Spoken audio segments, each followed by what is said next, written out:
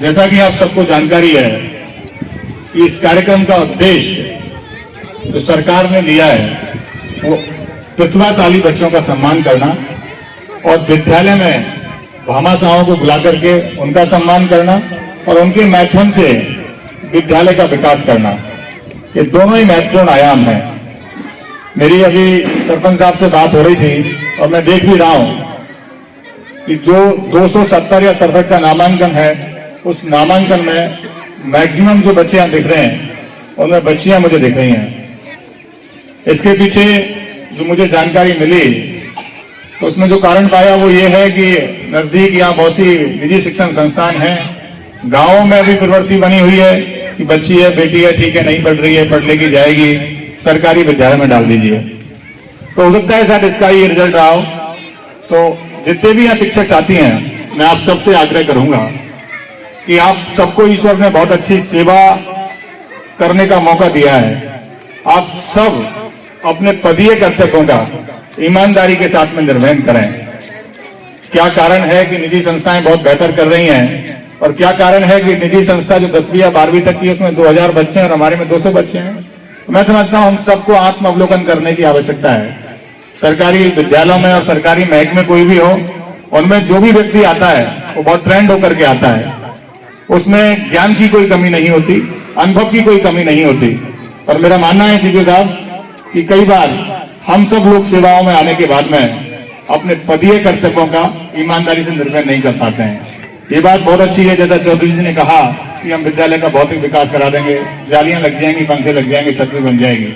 पर इन सबसे ज्यादा महत्वपूर्ण जो बात है, इस बात को लेकर के विद्यालय की स्थापना करी गई, जितनी भी सरकारी शिक्षण संस्थान खोले गए उसका मंतव्य पूरा हो पा रहा है या नहीं हो पा रहा है। मैं चूंकि खुद रेवेन्यू में आने से पहले शिक्षा विभाग में रहा हूं, मैं इस विभाग की जो बारीकियां हैं उनको समझता हूं। मेरा मानना है कि आप ईमानदारी के साथ में यदि रेगुलर हमारे शिक्षक साथी 1 घंटे भी यदि ईमानदारी के साथ में बच्चों को पढ़ा देंगे तो मैं नहीं समझता कि कोई निजी शिक्षण संस्थाएं आपको कॉम्पीट कर पाएंगी। आप सब लोग ईमानदारी के साथ में और निष्ठा के साथ में इन बच्चों के भविष्य को बनाने का काम करें। आप देखेंगे कि यदि ये बच्चे पढ़ते हैं, पढ़ लिख करके योग्य बनते हैं, तो इनकी जो दुआएं मिलेंगी उन सबसे आपका जीवन बहुत आगे चला जाएगा। और ये बात भी ठीक है कि सरकारी विद्यालयों में आज जो बच्चे पढ़ रहे हैं, मैं समझता हूं वो बहुत ही जरूरतमंद लोगों के बच्चे पढ़ रहे हैं, तो उनके भविष्य को संवारने की महत्वपूर्ण जिम्मेदारी हम सबके पास में है। दूसरी बात, जो बच्चे अभी यहाँ जिनको सम्मान किया गया, मैं उन सबको बहुत बहुत बधाई और शुभकामनाएं देता हूं। और साथ ही मैं आपसे भी गुजारिश करता हूं बेटा कि आप सब लोग बहुत अच्छे से मेहनत करें। आप सब लोग इस बात को महसूस करें और ये सोचें कि आपको रिजल्ट देना है। आपको अपने मम्मी को, अपने पापा को, अपने परिवार को बताना है कि आपने हमको लक्ष्मणगढ़ नहीं भेजा निजी स्कूल में पढ़ने, हम सरकारी विद्यालय में पढ़े, पर तुम्हारे बेटे से ज्यादा अच्छे नंबर हम लेकर के आए, तुम्हारे बेटे से ज्यादा हम प्रोग्रेस कर रहे हैं। ये सब आप करोगे तो निश्चित रूप से आप बहुत अच्छा करोगे बेटा। दुनिया में बेटियां या महिलाएं जो हैं वो बहुत बेहतर कर सकती हैं, पर जरूरत इस बात की है कि आप सब लोग अपनी संभावनाओं को, अपनी क्षमताओं को पहचानें। आपने देखा होगा कि दुनिया में बहुत अच्छी अच्छी महिलाएं हुई जिन्होंने बहुत अच्छा अच्छा काम किया। इंदिरा गांधी का नाम आपने सुना होगा, इंदिरा नूई का नाम आपने सुना होगा, चंद्रा कोचर का नाम सुना होगा, सुनीता विलियम्स का नाम सुना होगा, कल्पना चावला का नाम सुना होगा, टेसी थॉमस, मदर टेरेसा, ये सब वो महिलाएं थी जिन्होंने बहुत बेहतर काम किया। तो आप सब लोग ये नहीं सोचें कि हम बेटी हैं, लड़की हैं, क्या करें, या सरकारी विद्यालय में पढ़ रही हैं।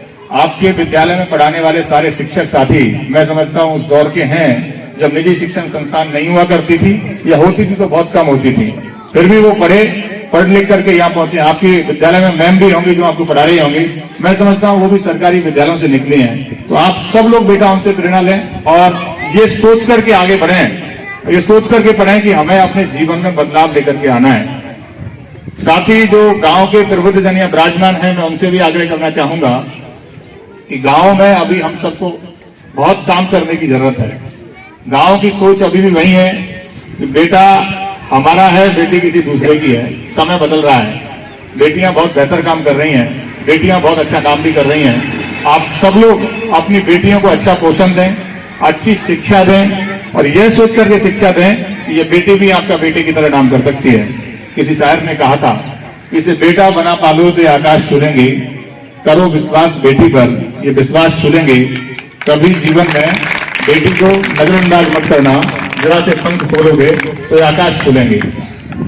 साथ ही आप सब लोग अच्छा करें, जिन लोगों का सम्मान हुआ है वो आगे इस सम्मान की निरंतरता को बनाए रखें, जिन लोगों का सम्मान नहीं हुआ वो यहाँ से जाने के बाद में एक संकल्प अपने मन में लेकर के जाएं कि जब अगली बार विद्यालय का हमारा वार्षिक उत्सव का प्रोग्राम होगा तो उस प्रोग्राम में हम भी जो मंच पर लोग विराजमान होंगे उनसे सम्मान लेंगे, उनसे हम शील्ड प्राप्त करेंगे। आप सब जानते हैं एक क्लास में 40 बच्चे होते हैं बेटा, उन 40 बच्चों में से 4 बच्चों के नंबर बहुत अच्छे आते हैं और 36 बच्चों के नंबर अच्छे नहीं आते। क्या कारण होता है? क्लास एक ही है, क्रूजी एक ही है, पाठ्यक्रम एक ही है, पेपर भी एक ही है, चेक करने वाला भी एक ही है। क्या अंतर है? अंतर सिर्फ एक चीज का होता है, उसने ईमानदारी के साथ में मेहनत की होती है, उसने जुनून से पढ़ा होता है चीजों को, और जो पढ़ता है वो आगे बढ़ता है। आपकी परिस्थिति को, आपके परिवेश को, आपके माहौल को, आपकी व्यवस्थाओं को बदलने का जो महत्वपूर्ण काम मैं समझता हूं जो हो सकता है वो शिक्षा है। मेरा मानना यह भी है कि कोई भी लक्ष्य बड़ा नहीं, जीता वही जो डरा नहीं। आप सब लोग अच्छा काम करेंगे, बहुत बेहतर काम करेंगे। इन्हीं उम्मीदों के साथ में, इन्हीं आकांक्षाओं के साथ में आप सबको बहुत बहुत बधाई, बहुत बहुत शुभकामनाएं। Thank you so much. Subscribe कीजिए अनमोल टीचर्स को एजुकेशन संबंधी वीडियो तुरंत पाने के लिए।